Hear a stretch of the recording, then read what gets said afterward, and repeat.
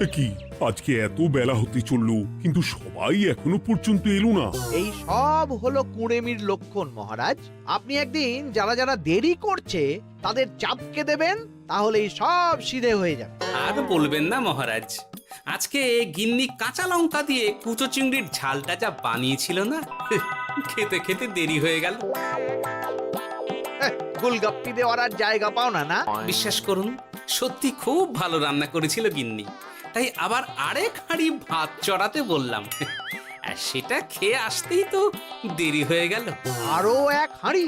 মহারাজ কিছু মনে করবেন না, এই পাঠশালা বন্ধ করে সব গুছিয়ে তারপরে এলাম।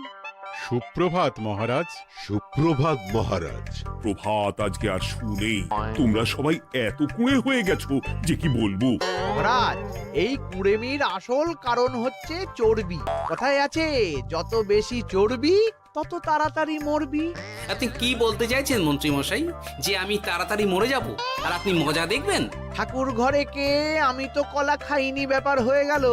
গোপালের একদম মোক্ষম জায়গায় আঘাত লেগেছে, যাকে বলে ওই আঁতে ঘা। তুমি বেশি কথা বলো না বৈদ্য, ছুঁচ করে চালুনির বিচার। হ্যাঁ, বৈদ্য তো দেরি করেই এসেছে। আমার মনে হয় প্রত্যেককে এমন ভাবে প্রশিক্ষণ দেওয়া দরকার যাতে তারা একটু চনমনে হয়ে ওঠে। হ্যাঁ মহারাজ, তাহলে আগামীকাল থেকেই শুরু হোক ব্যায়াম আর অস্ত্র শিক্ষা। হ্যাঁ, কুঁড়ে থাকলে রাজ্যের কোনো বিপদ আপদেই সভাসদেরা কাজে আসবে না। ঠিক বলেছেন মহারাজ। তাহলে আর দেরি কেন, চলো সবাই এখনই আমরা মাঠে যাই। এই তো মহারাজ ভরপেট খেয়ে এলাম, এখনই মাঠে? ও সব অজুহাত দিয়ে লাভ নেই, চলো চলো চলো।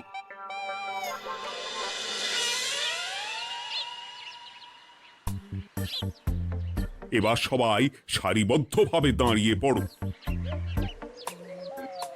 এ কি, গোপাল কোথায়? মহারাজ, গোপাল আপনার পিছনে দাঁড়িয়ে আছে, চুপি চুপি। এই গোপাল, যাও যাও, মাঠের মাঝখানে গিয়ে দাঁড়াও।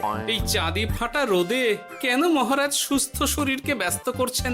এইসব বাজে কথা শুনতে চাই না। শুয়ে বসে থেকে শরীরের কি অবস্থা করেছো? শরীরের নাম মহাশয়, যা সবে তাই সয়। তুমি যাবে না, তোমাকে এক্ষুনি বরখাস্ত করবো। কি জ্বালা! যেখানে আমার সব কাজ বুদ্ধি দিয়েই হয়ে যায়, সেখানে গায়ের জোরের কি দরকার? হ্যাঁ, এই গোপাল, আমি 1 থেকে 3 অব্দি গুনবো, তারপরে সবাই এই মাঠের ধার বরাবর 5 বার পাক দিয়ে দৌড়বে। ঠিক আছে মহারাজ, আমি প্রস্তুত। আমি রোগা পটকা আছি, কোনো সমস্যাই হবে না। হয়ে গেল। সবাই প্রস্তুত? 1, 2, 3। কি হলো গোপাল, দৌড়াও দৌড়াও। মহারাজ, এর থেকে বেশি জোরে পারবো না। আই, কে আছো? একটা কঞ্চি দাও। এই সেরেছে। বেশ হয়েছে, বেশ হয়েছে। ব্যাটার এবার চর্বি কমবে। কি হলো গোপাল? হ্যাঁ, হয়ে গেল? হ্যাঁ?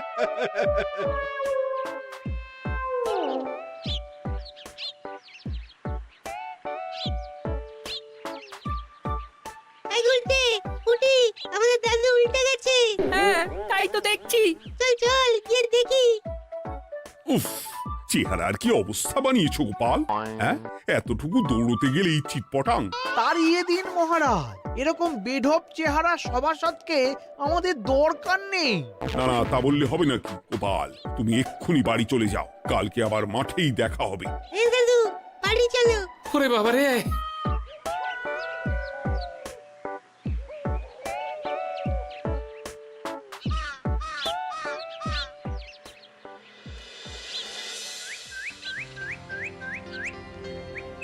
আরে ধুর ছাতার মাথা, তখন থেকে জল খেয়েই চলেছ। কি হয়েছে সেটা বলবে তো? শরীর চর্চা হয়েছে, শক্তি খরচা হয়েছে, আর পারছি না। উফ, বাপরে বাপ, কি পায়ে ব্যথা! এই জন্যেই আমি বলি বাপু, একটু বপুটাও নড়াও, কিন্তু কার কথা কে শোনে? ওরে বাবা, অকারণে সুস্থ শরীর ব্যস্ত করবো কেন বলো তো? বেশি নড়াচড়া করলেই আয়ু কমে যায়। তোমার এই বাজে কথা কোন শাস্ত্রে লেখা আছে শুনি?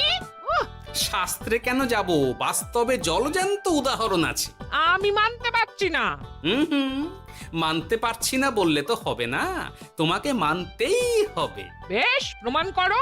আমি যদি তোমাকে প্রমাণ করে দিতে পারি, তাহলে আজ থেকে বাড়ির বাজার দোকান করার দায়িত্বটাও তোমাকেই নিতে হবে। দিদা, তুমি তো ফেঁসে যাবে, দাদুর সঙ্গে বাজি লড়বে না। এই বাদ দে তো, তোর দাদু আগে প্রমাণ করুক যে বেশি নড়াচড়া করলে বয়স কমে। হ্যাঁ তাহলে বাজি? হ্যাঁ, বাজি। আচ্ছা ঠিক আছে, বেশ। তুমি তুমি একটা পশুর নাম বলো তো, যারা খুব তাড়াতাড়ি দৌড়য়। ঘোড়া, হরিণ, চিতাবাঘ আরো আছে। আচ্ছা, এবার সবচেয়ে আস্তে আস্তে কোন পশু চলে, এরকম একটা পশুর উদাহরণ দাও। কেন, কচ্ছপ? এই তো পেয়ে গেছে উত্তর। এবার তুমি বলো তো, কচ্ছপ কত বছর বাঁচে, আর ঘোড়া, হরিণ, চিতাবাঘ এরা কত বছর বাঁচে? চিতাবাঘ, ঘোড়া কেউই 30 বছরের বেশি বাঁচে না, কিন্তু কচ্ছপ 300 বছরও বেঁচে থাকে। হেরেছে, হেরেছে, আমার বউ হেরেছে। উফ, জীবনের কত বড় চাপ নেমে গেল। হ্যাঁ, এই তুমি আমাকে এভাবে হারালে।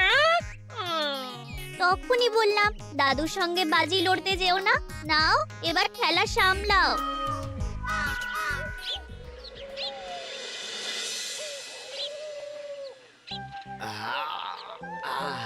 আরো ভালো করে মালিশ কর। আজকে ছোটাছুটি করে পা দুটো বেশ ব্যথা ব্যথা করছে। কালকে তো আবার অন্য পরীক্ষা। আরে আমার হালকা চেহারা আছে, সব সামলে নেব। কালকে তো অস্ত্র চালনা হবে, কালকে আমি কাঁপিয়ে দেব। কাঁপাতে তো হবেই মন্ত্রী মশাই। আমরা আপনার শরীরে এমন ঘষা মাজা করে দেব না, মনে হবে আপনি না একটা জলযন্ত্র অস্ত্র চালনা করতে যাচ্ছে। বাস এই তো চাই। বাবারি, আস্তে আস্তে। আরে বাবা, আপনার তো ইস্পাতের শরীর, ভাঙবে তবু মচকাবে না। চিন্তা করছেন কেন? ভয় পাবেন না, ভয়কে জয় করতে হবে। আরে আরে আরে, তোরা আমার কথাটার সাথে করছিসটা কি? মানুষটা মরে যাবে তো। চিন্তা করো না গিন্নি। বাবা, ওরা বলেছে আমার ইস্পাতের শরীর, ভাঙবে তবু মচকাবে না। একবার এই বুড়ো বয়সে হাত পা ভাঙলে কি সামলাবে শুনি? মন্ত্রী মশাই, আমাদের বকশিসটা দিয়ে দিন, আমরা কেটে পড়ি। বাবারে বাবা, দিচ্ছি। এনে এত খাটানোর পরে এতেই এখন খুশি থাক। হ্যাঁ,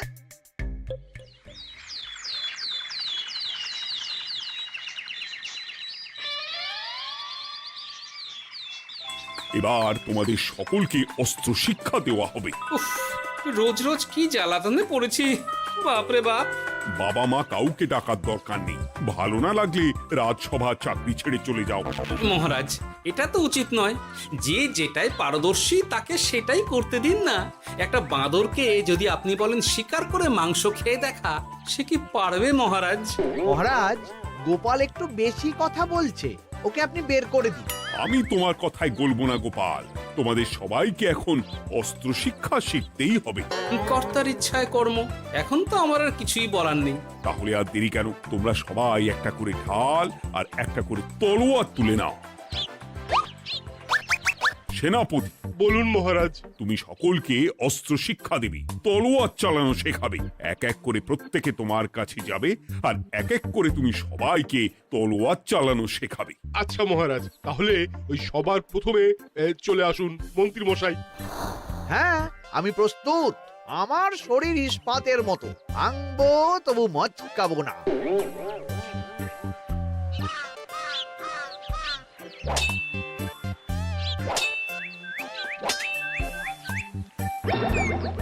কি কেমন দিলাম? অত সহজ নয় সেনাপতি। আমি মন্ত্রী এমনি এমনি হইনি, আগে অস্ত্র শিক্ষা শিখে তবে মন্ত্রী হয়েছি। এটা কি হলো? হ্যাঁ, আপনি অস্ত্র শিক্ষায় পারদর্শী, কিন্তু আরো বিচক্ষণ হতে হবে। কারণ আজকে এই পাগড়ির জায়গায় আমি যদি তলোয়ার আপনার গলার দিকে চালাতাম, তাহলে কিন্তু আপনার এই ভবলীলা এখানেই সাঙ্গ হয়ে যেত। ঠিক আছে, মনে রাখবো। এবার বাকিদের তো ডাকো। হ্যাঁ, এরপরে তলোয়ার চালানো শিখতে আসবে গোপাল। গোপাল দাদু, গোপাল দাদু। বাবা বাবা বাবা, গোপাল তুমি আবার দলবল নিয়ে এসেছো। দেখি তোমার কত দম। গোপাল, তুমি প্রস্তুত হও। হ্যাঁ হ্যাঁ, আমি প্রস্তুত। ওরে বাবারে, এ তো ভয়ানক চাপের কাজ, আমাকে বেশ বেগ পেতে হচ্ছে। সামলাও গোপাল।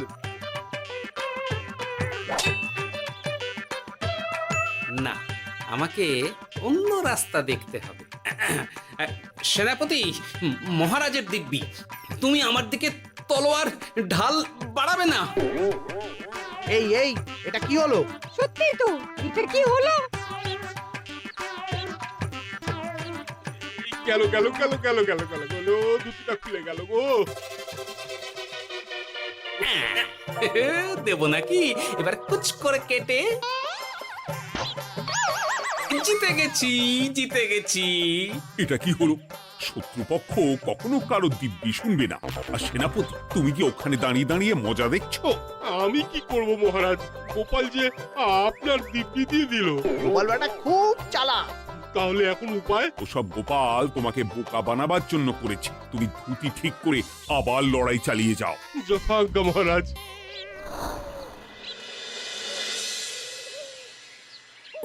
কিরে ন্যাপলা, তোদের দিদা আমার জন্য কি রান্না করে পাঠিয়েছে রে? এই তো ভাত, আলু সেদ্ধ, এই পুঁই শাকের ঝোল আর রুই মাছের ঝাল। আর তোদের যে তোষক, বিছানার চাদর আনতে বলেছিলাম, এনেছিস তো? ওই তো দাদু, কুটির গুলটে আর বাকিরা সবাই ধরাধরি করে নিয়ে আসছে। ব্যাস, তাহলে তার কোনো চিন্তা নেই। খেয়ে একটা জব্বর ঘুম দেব, কারণ এখানে যা রঙ্গ দেখছি তাতে বিকেল হয়ে যাবে। তলোয়ার শিক্ষা আজকের মতন এইটুকুই থাক। এবার শুরু হবে বল্লম শিক্ষা। সবাই আবার আগের মতন সারিবদ্ধভাবে দাঁড়িয়ে পড়ো। আহ, তোদের দিদা পুঁই শাকটা কিন্তু বেশ জব্বর বানিয়েছে। তোদের দিদার হাতের রান্নার কোনো তুলনাই নেই। আহা, কি স্বাদ!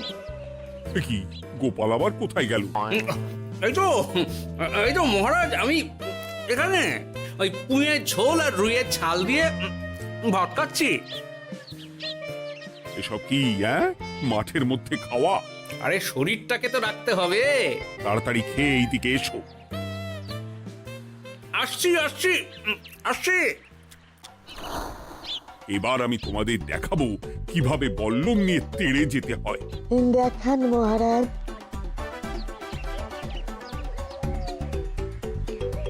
এ তো খুবই সোজা মহারাজ। ঠিক আছে, তাহলে বল্লম নিয়ে তেড়ে যাও দেখি। দিন, আপনার হাতের বল্লমটাই দিন।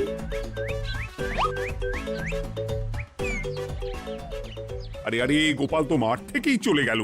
আমি ডেকে আনছি মহারাজ।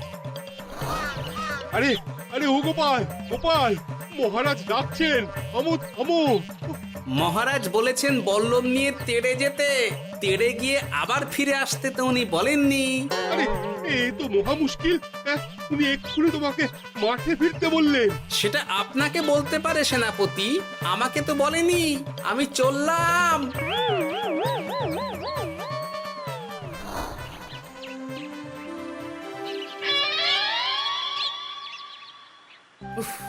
বাবারে বাবা, কি ঝক্কি!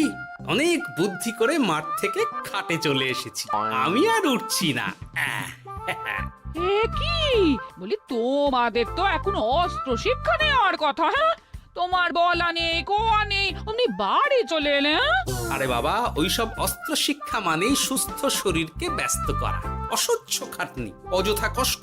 কষ্ট করলে তবেই কেষ্ট পাওয়া যায়। হ্যাঁ, তোমায় আমি আগেও বুঝিয়েছি, যেখানে বুদ্ধি কথা বলে সেখানে দেহের শক্তি নীরব দর্শক গিন্নি।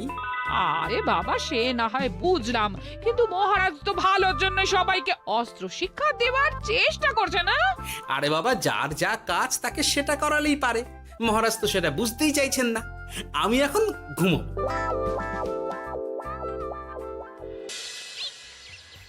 দরজা খোলো গোপাল, দরজা খোলো। গোপাল, গোপাল দরজা খোলো বলছি। ব্যাস হয়ে গেল। একটু শান্তিতে ঘুমাবো তার জো নেই। দরজা খোলো গোপাল। বলুন মহারাজ। তুমি কি পেয়েছোটা কি গোপাল? রাজসভায় দেরি করে আসবে, তারপর অস্ত্র শিক্ষার সময় ফাঁকিবাজি দেবে, এভাবে তো আর তোমাকে মনে হচ্ছে রাজসভায় রাখা যাবে না। মহারাজ, গোপাল তো মুখের কথার লোক নয়, ওকে তাড়িয়ে দিই। কেন মহারাজ? আমি কি এমন মহাপাপ করেছি যে আমাকে তাড়িয়ে দেবেন? এই যে আমার কথা শুনছো না, এটাই তোমার অপরাধ। অপরাধ নেবেন না মহারাজ। পণ্ডিতের দায়িত্ব পুজো করা, সভাকবির দায়িত্ব কবিতা বলা, সাহিত্য চর্চা করা, আর আমার দায়িত্ব হাসি মজা করে আপনার মন ভালো রাখা। কিন্তু আপনি আমাকে জোর করে যুদ্ধের ময়দানে ঠেলে দিতে চাইছেন।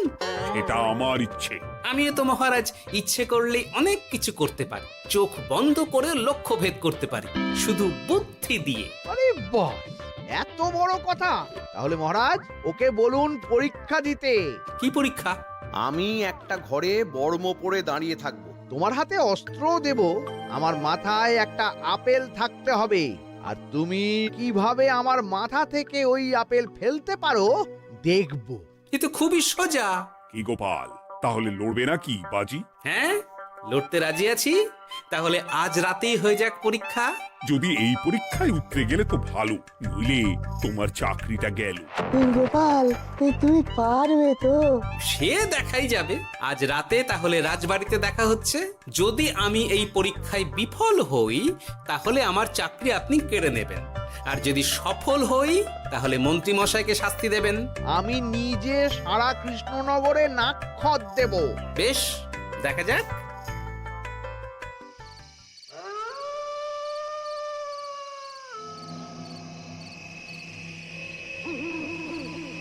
কি মন্ত্রীমশাই, ব্যবস্থা সব ঠিকঠাক হয়েছে তো?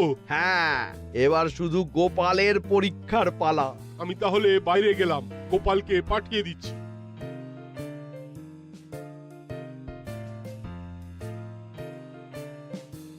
এবার যাও গোপাল, ঘরের ভিতরে যাও, দেখি তুমি কি করে মন্ত্রীর মাথা থেকে আপেল ফেলতে পারো।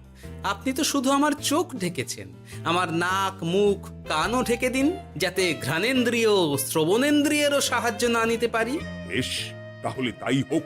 আয়, কে আছো? গোপালের মুখ নাক আর কান ঢাকো। যথা আজ্ঞা মহারাজ। একটু একটু মোটা কাপড় দিয়ে নাক মুখ ঢাকো, হ্যাঁ, যাতে সেভাবে আপেলের গন্ধ না পাই। বেশ বেশ।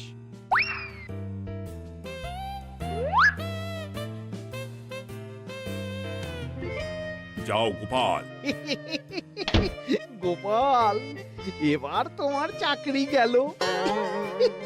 এবার তুমি কি করবে? কি করবে? দৌড় ঝাঁপে ফাঁকিবাজি? হ্যাঁ?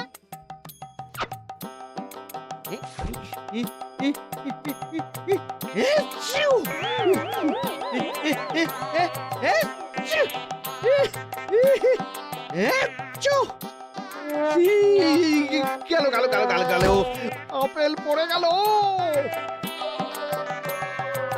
আপেল পড়ে গেল? মহারাজ, এর মধ্যেই গোপাল আপেল ফেলে দিয়েছে। ঘরের ভেতরে চলো।